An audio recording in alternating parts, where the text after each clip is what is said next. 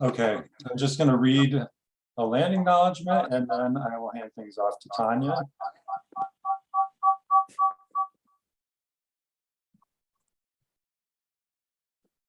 The Rensselaer Plateau sits within the ancestral and traditional homeland and territory of the Stockbridge-Munsee Band of the Mohicans, who stewarded this land before they were forced to move west to Wisconsin by European settlers. Some Mohican people remained in New York and some have returned home from Wisconsin. The Rensselaer Plateau Alliance cares for this land today with deep respect and gratitude for the Mohikaniak, the people of the waters that are never still. We seek to build lasting partnerships with and to amplify the needs and perspectives of local Indigenous communities. And with that, I will hand things over to Tanya. Thanks, Dan. Good evening, everyone. We'll keep this really short since we got a late start. Thanks for your patience. It's my pleasure. I'm Tanya Isa. I'm a board member with the RPA, and it's my pleasure this evening to introduce to you Alan Hicks.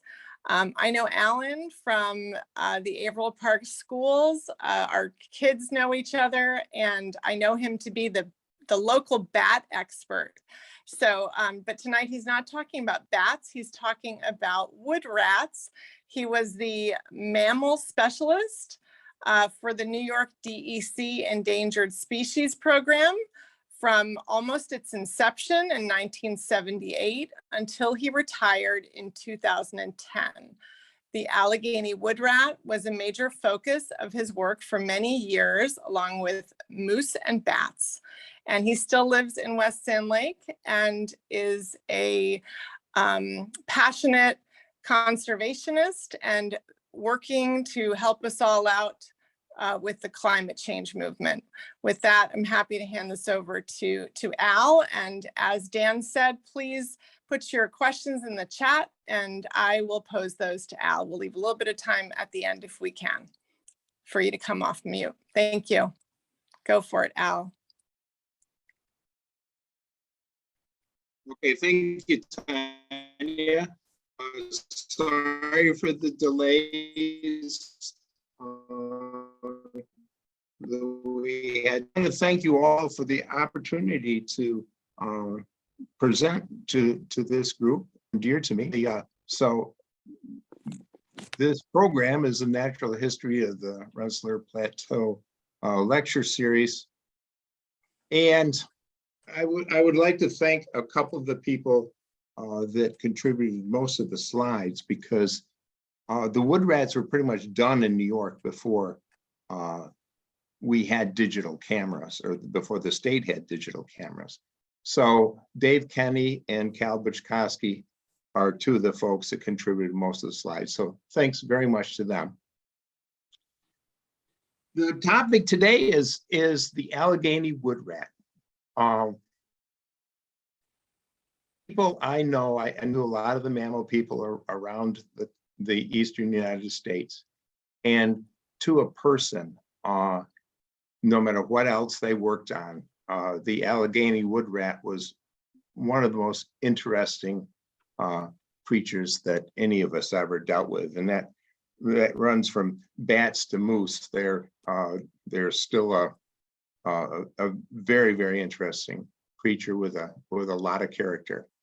And so I'm proud to get a chance to talk about him because it's been a long time for me.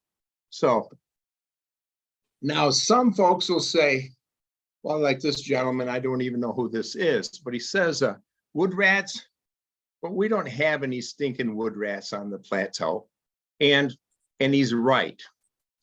And Tanya caught on to that very quickly. So she did some changes in the organization. So it's no longer the natural history of the Rensselaer Plateau. It's a natural history of things that used to live in places that can be seen from locations within sight of the Rensselaer Plateau lecture series. And she's spot on with this one. So she did very well. Exhibit A, if you look to the south of the plateau, a little bit to the west, you'll see the Catskill Mountains. And indeed, if you go to the beginning of the story of the Woodrats in New York, you can see those same Catskill Mountains off in the distance. So we are, in fact, in keeping with the organization spirit and intent in this lecture. So this is not my summer home. Many of you probably know about this. This is the Mohawk Mountain House. In the Shawangunk Mountains, the northern edge. It was owned and operated and built by the Smiley family, starting, I believe, in the 1880s, 1890s, maybe. And as you can see, it's a rocky area, lots of cliffs, kind of things, and quartz conglomerate is a basic rock there, so it allows for big chunks of rock.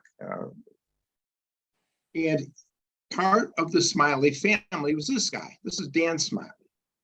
And Dan, this is a shot that was taken in 1978.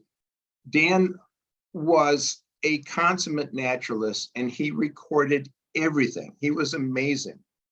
You can see in his pocket, there's 3x5 index cards. And no matter where he went on the preserve, and I believe it's 7,000 acres. So this is a big chunk of ground. He always had these notes with him. And whenever he saw something relating to natural history that was at all unusual or very common, he would write it down. A chipmunk going across a trail in front of him started spinning around in circles and in the trail. He would write that kind of thing down. And when he got back to his office, he would file that under chipmunk and under whatever category there was. By the time Dan died, he had accumulated over 50,000 of these cards. So he was a highly respected naturalist, not a professional naturalist, but highly respected, and people paid attention to what he said and what he observed. And one day, he was out and about on the property, and places that used to have wood rats didn't. So he did some more explorations around it, and finally he came to the conclusion that something wasn't quite right. So he sat down and wrote a letter to our commissioner.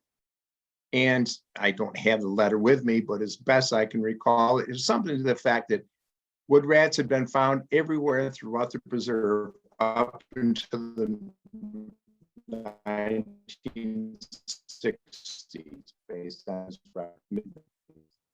but there now in 1978, he said something is wrong, and I would encourage the department to look into that. So that came to me shortly after I started working, and it launched a multi-year effort to work with wood rats. Now, some of you probably don't know what wood rats are. They're basically a squirrel-sized mouse on steroids, if you will. Pink noses, pretty big eyes, long vibrissae, a Romanesque kind of nose. But what's one of the things that sets it off from your any confusion with Norway rats is they have a furred tail. It's not like a squirrel's tail, but it is fully furred. And if you get one in hand, and we used to get people call all the time and say, oh, I have rats in my bird feeder. Well, they were Norway rats in almost every case. But Norway rats have 8 nipples, and wood rats only have 4. So if you ever have a question, you can check that out. Wood rats, you may have heard of the phrase pack rats out west. Well, these are the eastern version of the pack rat. So we started where you should always start these kind of things at the beginning. Went through all the records we could get from the State Museum and others to get some idea of the background on the species, because really wasn't too much known. And it turns out the woodrats turned up in the archaeological digs in a number of places around the states, but most notably in the Duchess Quarry Caves, which is basically they found that woodrats were as well represented in the historical record as about any other species out there. So woodrats have been here for a long time. In fact, that record up there is from a cave up near Queens, and that was a mandible from a woodrat. They carbon dated it, and it was, I believe, it was 22,000 years, which makes it an interglacial record. But by and large, for the most part, all the records we have, either from researchers, mammalogists, and that kind of thing, found the woodrats in this triangle, bounded on the east by the Hudson River, and on the west by the road that runs down through Ellenville and down to Port Jervis. There were a couple other archaeological sites, or one archaeological site. Ooh, we lost that one. On the east side of the Hudson River, but there's not a lot of habitat on the east side of the Hudson. So although occasionally the species is probably there, it wasn't there on a regular basis, and certainly it wasn't there in recent years. The distribution of the Allegheny Woodrat in the lower portions of New York extended down into Virginia and West Virginia and Kentucky.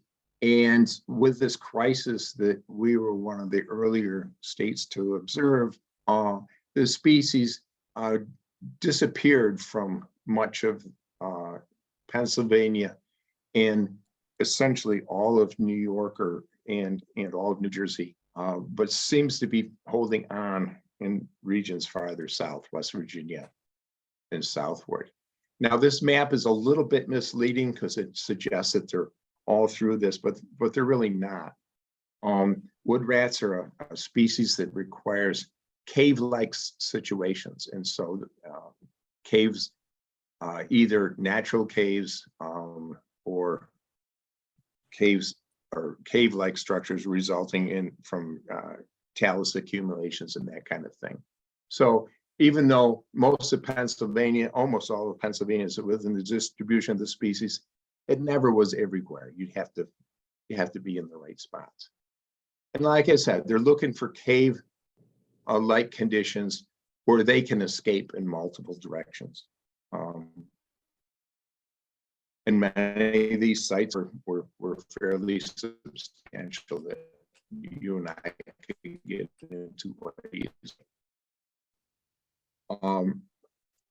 these cave-like conditions and cliff faces, but more frequently, it was a talus at the base of these cliffs and associated landscapes. So these rocks could be very substantial in size. They're much bigger than a car in many cases, and they could be extensive in area as well. You have the Shawangunk Mountains, which is essentially continual woodrat habitat that extended over about 17 kilometers of solid habitat. Outside of that, you could have them in little bits and pieces of habitat all over the place. And as you drive, if you drive back and forth to New York City, you can certainly see the Shawangunks as you get down towards New Paltz. You get down a little bit farther south to Shunnamunk Mountain State Park. You look up on to the west, you'll see talus slopes. All of those were woodrat habitat at one time. Al, we have a question. Sure. Do the woodrats actually make their homes in those cave-like spaces, or do they just use those spaces to escape from predators? No, their nests and such were in those kind of locations. Okay. So our job was to find all of the places that might contain wood rats and look for them and see if there was any evidence of their presence. They were still there, and they didn't have to be big. Just south of the George Washington Bridge, you got a little patch of rock here. You've got rock up here. Now, it doesn't necessarily mean it had wood rats in recent times, but they were certainly there historically. It appeared that way. And right, if you drive there or ride the train down to New York, you'll pass a lot of habitat along the way. Now, our job is to go out and search all these places for wood rats, but we weren't idiots. Or actually, I probably am an idiot, but I wasn't an idiot in this sense. So we did not climb the cliffs because for part of it, we didn't have any training or experience or equipment or the nerve to do that stuff. But one good thing about cliff faces is at the base of them, there's almost always a pile of rocks. And so if we searched down through these talus fields and didn't find any evidence of occupation, then they probably weren't in these little cracks and crevices up on the cliffs. And this is the kind of stuff that we would go through. And basically, when you got to a site, you look for the biggest rocks there were. And you went to them first because it's like the Grand Palace that the wood rats are always attracted to the biggest habitat within the rock pile. And if you didn't find it under the biggest stuff, it wasn't going to be there. So when you're looking for wood rats, there's several things that you look for. One of them was food caches. Now they eat, they'll store acorn, they'll cut clippings of a wide variety of plants, and they will fold them up into like 6-inch stretches. So you'd have a piece that's 2 feet long, and they'd fold it 2 or 3 times and carry it back, and they'd stash it, and sometimes quite large accumulations of leaves, always underneath these big boulders. And that protected them from the weather and protected the wood rats from any assault from avian predators. They were pretty much bomb-proof from that perspective. Other things, they would make these accumulations of sticks, and occasionally they would have the nest in them. But again, this is under major protected ledge down in site in Pennsylvania. But often they weren't nearly this open. I was telling before that wood rats are really cool and won the hearts of just about everybody that worked on them. And this is one of the reasons. Okay, what you're looking at here is a latrine. And basically wood rats go to the same spots all the time to go to the bathroom. And it's often it's always these protected ledges, underneath these protected ledges. And it's often in a spot that gave them quite a wide view of what was going on around them. But what was neat about that is the longevity of these latrines, because they're placed on bare rock, total protection from the weather. These things last forever. We've had, certainly in the 30-year range, that we've revisited latrines since there's been wood rats, and the latrines are still there, not in the shape that this one is, but you can still find the droppings, and the droppings are about a little bit smaller than a pencil eraser. Okay, and so this is the only species I've ever worked on that you can go to a location and know the historical occupation of that site without any rats being there at all. You know that they were here at one time. And so it's very rare. Like maybe beaver would be the only species that could give you that same kind of information just by visiting. So if we Al? found sign, yes. Al, what are their most common predators? You mentioned from the sky that they were protected from predators from above. What are their other predators? I would guess weasels would be a potential for them. They're in these rocks. Anything fisher would be certainly a potential predator for them. Foxes perhaps, but they're very agile and they run around these rocks, up on the side of the rocks, down through the cracks and crevices. They're very, very good about getting around the landscape. So it doesn't seem that they are vulnerable while they're in the rocks. Now, often they have to go out into the surrounding wooded areas to collect their food, and then they would be vulnerable to most anything. But while they're in the rocks, they're in pretty good shape. So we would go. I'm sorry. No, go on. Go ahead.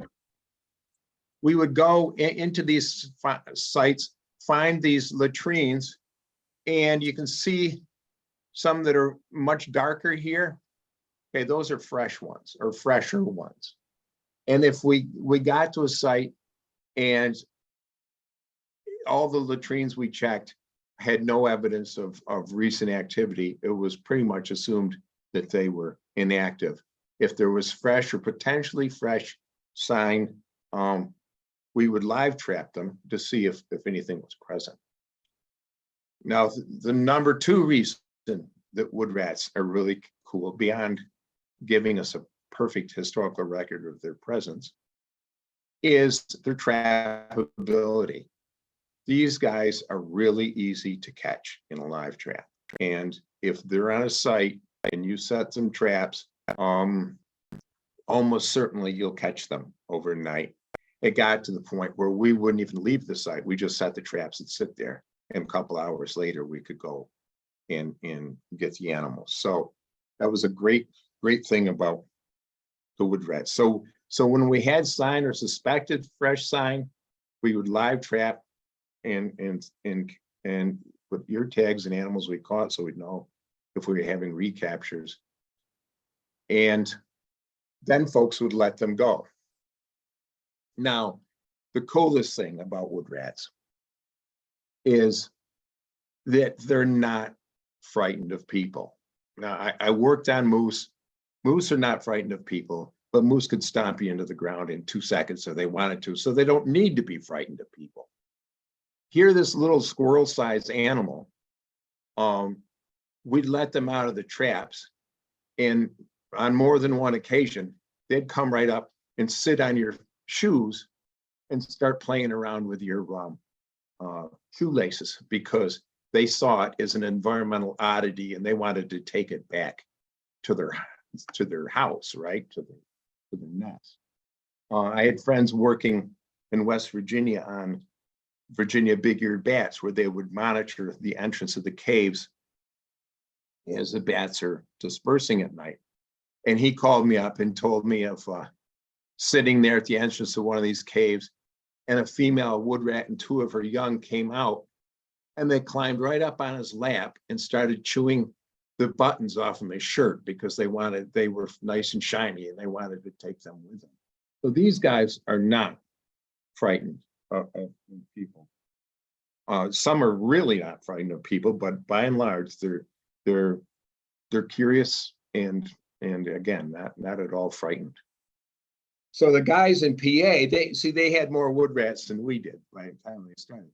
So when they would trap woodrats, they would open the cage, open the trap on their laps and not let the woodrats do whatever they're going to do. And this is Cal Buchkowski, he's my counterpart in Pennsylvania. And he said that about 1 out of every 4, 1 out of every 5 woodrats wouldn't leave at all. They'd come sit on their lap, they'd take any food that they had, that kind of thing. So really, really neat animal. And here's another example of one having been let go and just kind of sat there and hung out with everybody.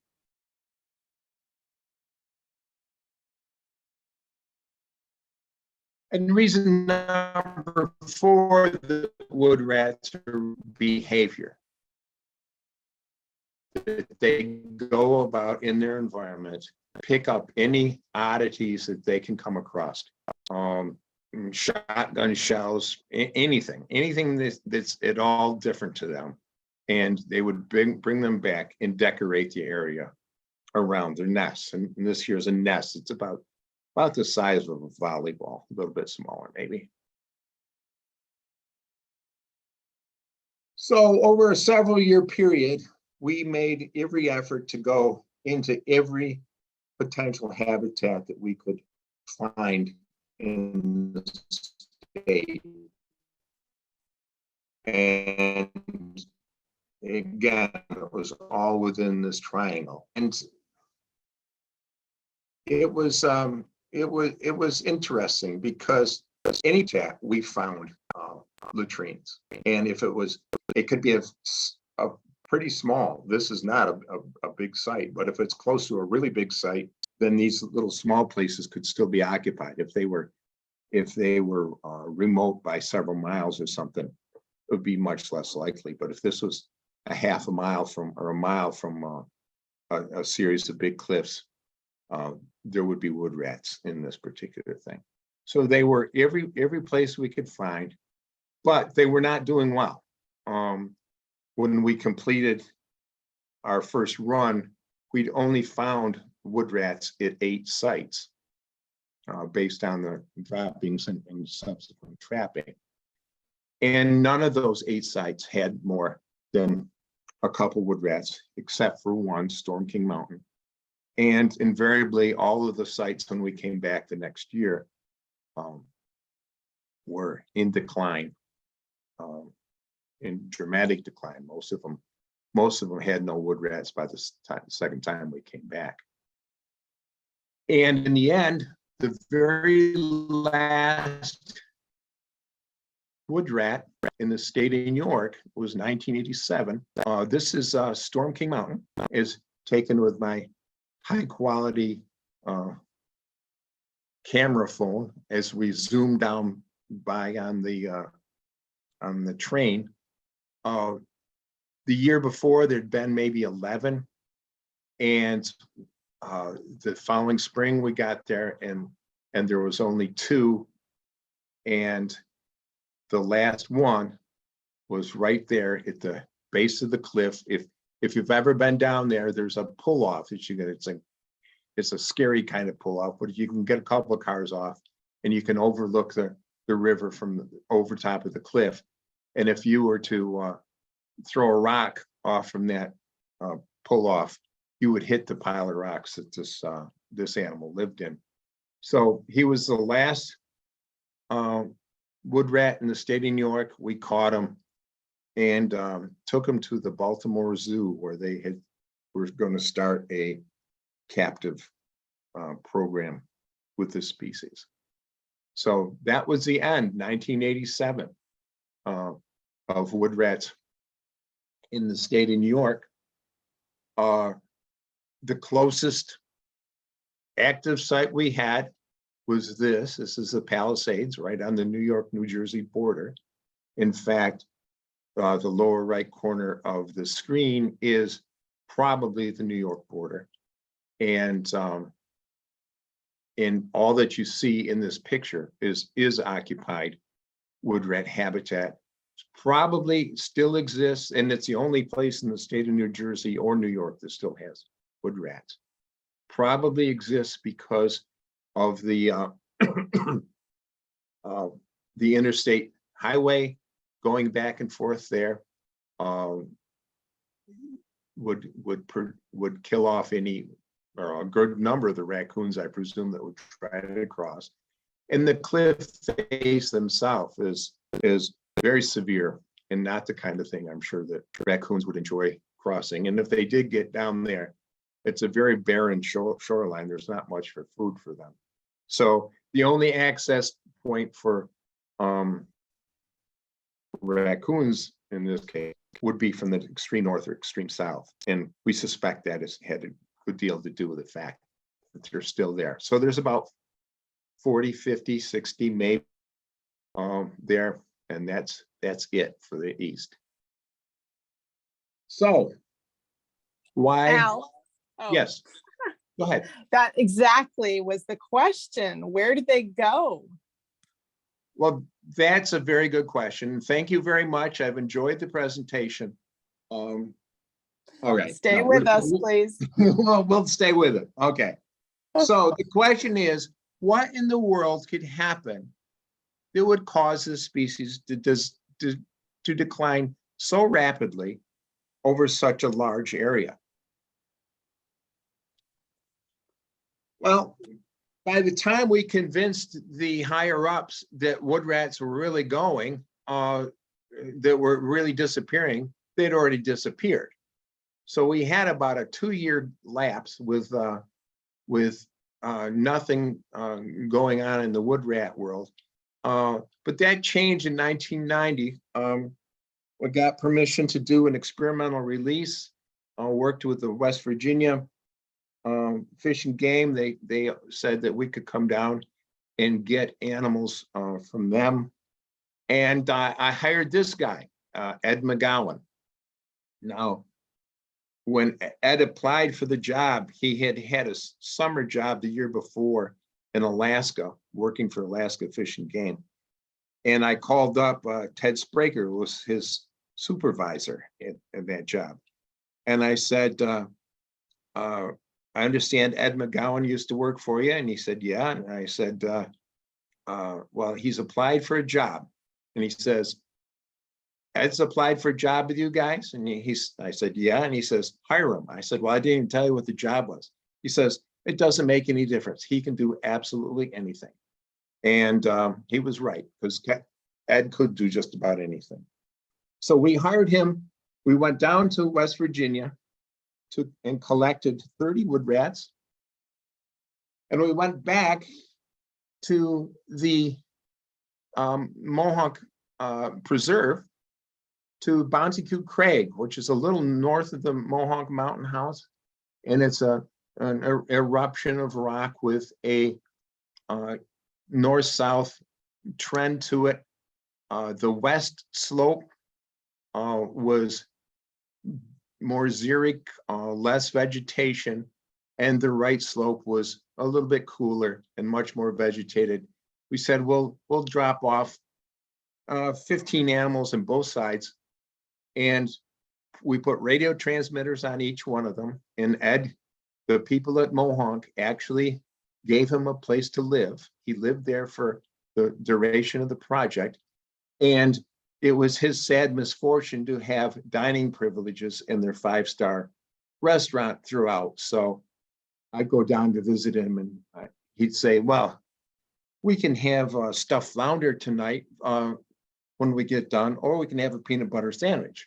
So anyway, this was the project, and thanks to Dan Smiley's group that we were able to do it. This is the west slope. Again, very xeric. You can see the boulders there. Some of them are size of a van, certainly.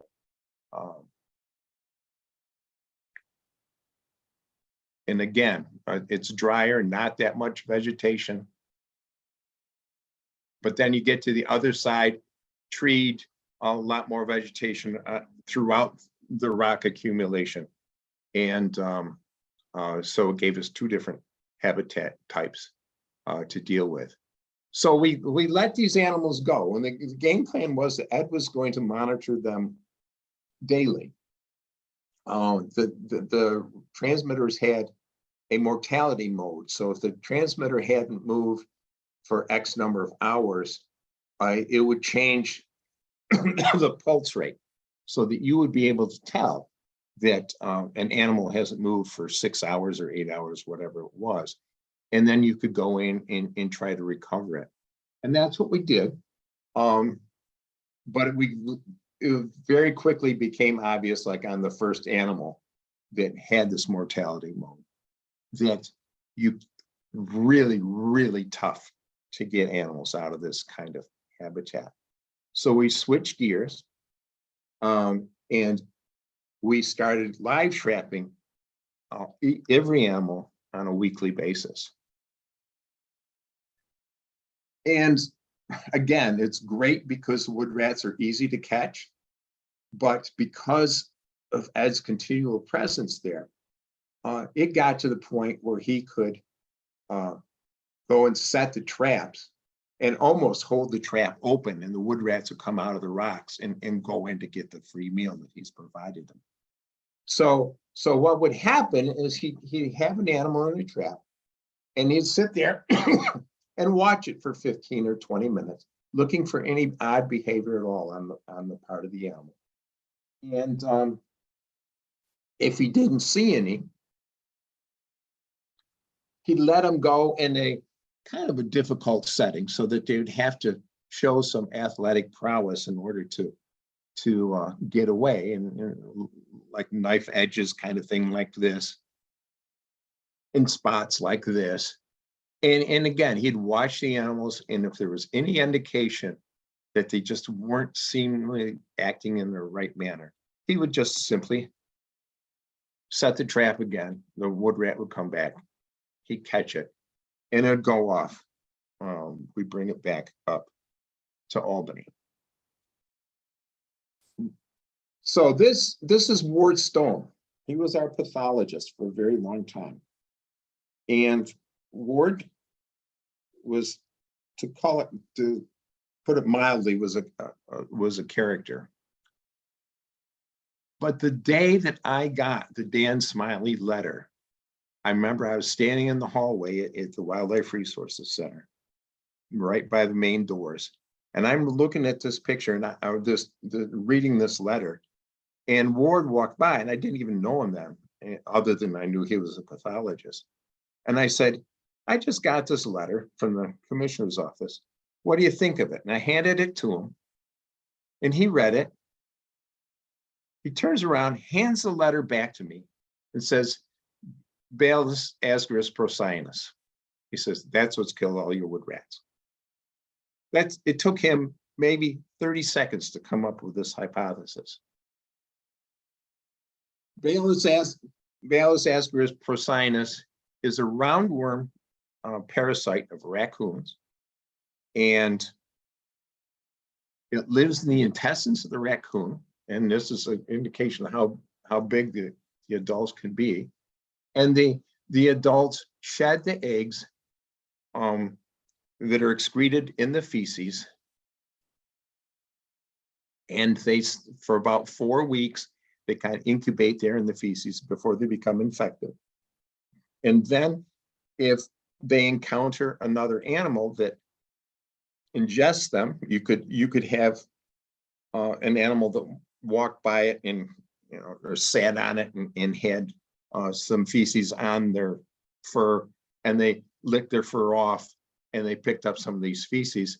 It would go and burrow into their through their intestines and into different organs of the body, depending on where they went and how many of them were. It would be all kinds of different symptoms, but neurological dysfunction was one of the main ones. Animals would just spin around in a circle after a while. So this this is a picture of a person, and that white line is one of these parasites that's embedded itself in the guy's eye. So if you take any lesson away from this talk, don't eat raccoon feces, especially older stuff. And really, if you have like a barn with a bunch of raccoon feces in it and you're cleaning it out, you want to wear masks and stuff, because if you kick up the material and get it in the air and you inhale it, you can potentially be infected. So it's something to be fairly careful with. So a couple of questions. Okay, so it seems that this is the show. And in fact, we did our release, the wood rats on the west side, the drier side, all died within I think it was 3 or 4 months. I'm not exactly sure. And on the more moist, more vegetated side, they lasted about a year. We recovered 12 carcasses that were in good enough condition to determine the cause of death. All 12 had this parasite in the brain. So as Ward was chuckling as he was looking at the last couple, he said, if we were to provide these kind of results to people, they would think we were fabricating it, because it was 100%. Every one of them died from this parasite. But so it's a raccoon thing. But the question is, why were wood rats common as all get out in the mid 60s and then declined so quickly thereafter? Was it raccoon densities, or was it an infection rate by the parasite, that more and more raccoons had the parasite, therefore they're able to transfer it along? I don't know the answer to that, but certainly in the 50s and 60s, we had a different society than we have now. More people lived on farms, and if you had chickens, you were not interested in having raccoons. Back in the days of the Davy Crockett thing through Disney World, or Walt Disney World kind of thing, raccoon caps were raged, and people could make a decent buck trapping raccoons.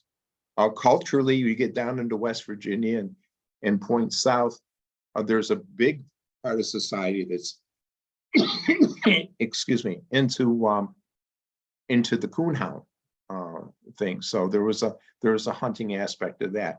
I can tell you that when we did the collections down in West Virginia, we drove for 4 or 5 days, suspecting this raccoon thing was part of it. So we were keeping track of raccoons. We almost never, we saw one raccoon latrine in all of the wood rat sites we visited. And we saw one road-killed raccoon in 4 days of driving in Pennsylvania, or in West Virginia. When we came back from when we hit the New York border to where we got back to the office, we counted 30 dead raccoons on the side of the road. So, and when we would go into searching these habitats, we would find raccoon latrines all over the place. So clearly they are more abundant when we were doing this work in New York than they were to the south. Well, why I don't know, and why the infection rates within the raccoon population is something that I can't answer. But we do know that the wood rats and the raccoons like the same kind of places for the latrines, and would often find shared latrines, and that's not good for the wood rats. Okay, so you've got a few infected raccoon latrines over these kilometers and kilometers and kilometers of habitat. It's what are the chances of wood rats coming into contact with them in all of these places and succumbing to this parasite? And it didn't really make sense to me until Ed was doing, again, daily monitoring all the wood rats, and he was using radio telemetry, so he was finding out exactly where they were.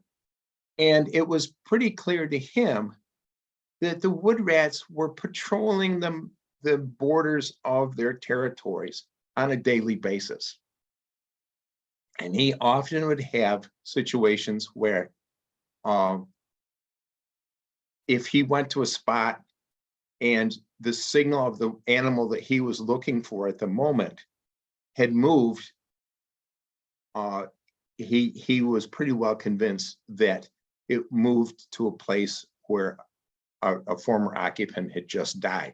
So there were preferred territories on these rock faces, and this is just an example. This is not real data here.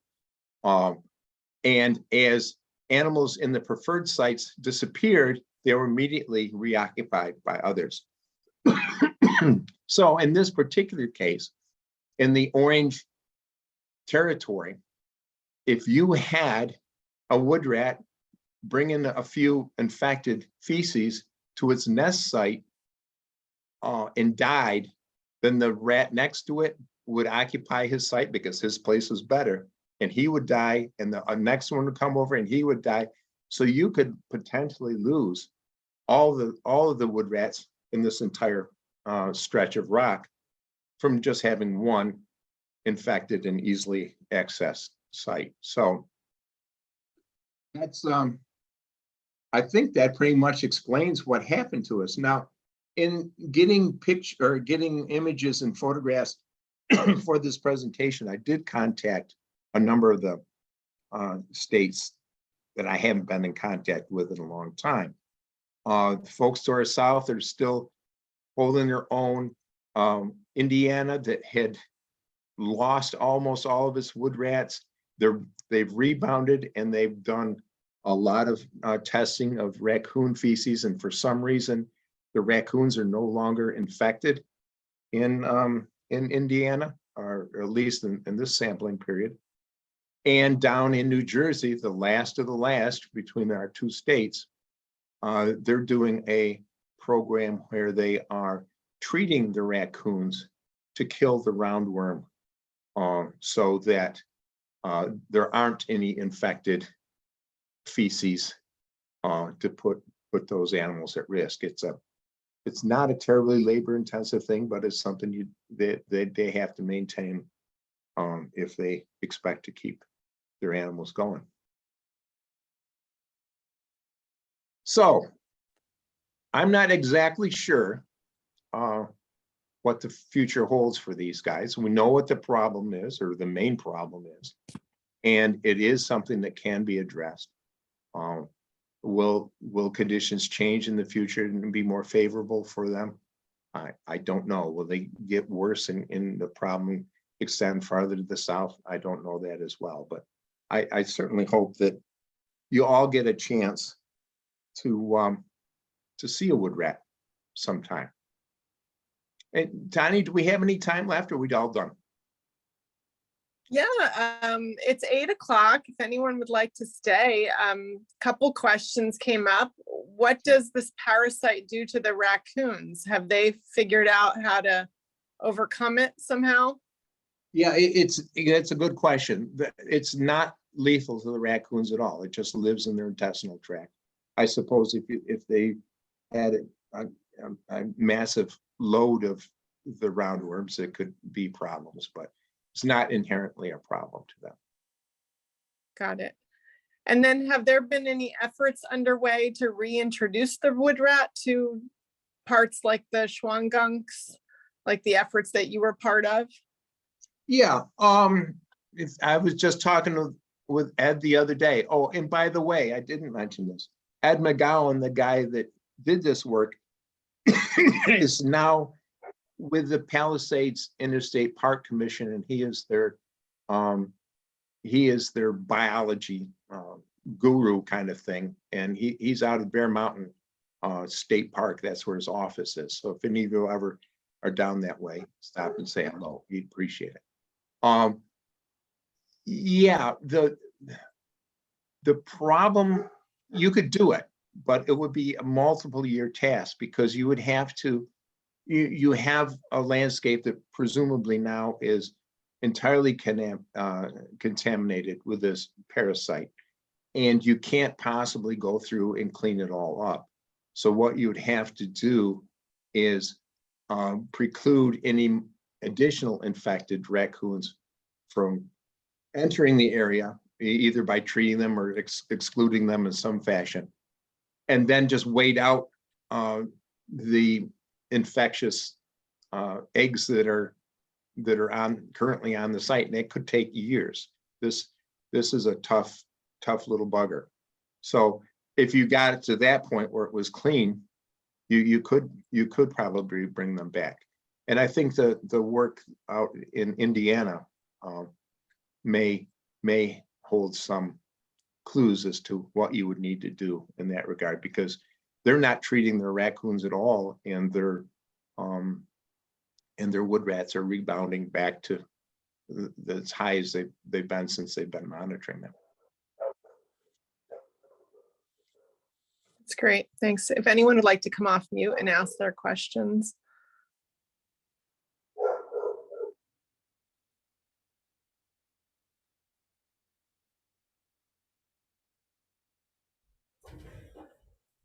No questions? Yep.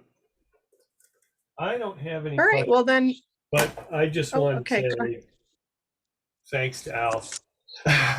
Hey, Jim. Camera's facing the other direction too. So thanks, Al. It was an awesome presentation. Well, I hope you guys, and if you haven't been down to the Schwangunks, get down there. It's a fantastic landscape. Yeah. And hop around in the rocks. It's good for you. I used to hang off of them. Not Yes, quite yeah, like the no, picture you did. showed, but almost like that. Not me. thanks, Al. This was great. And thanks everyone for joining. Well, thank Join you. us next month. I appreciate the opportunity. All right. Good night, everyone. Thanks again. Good night, Tanya. Bye-bye.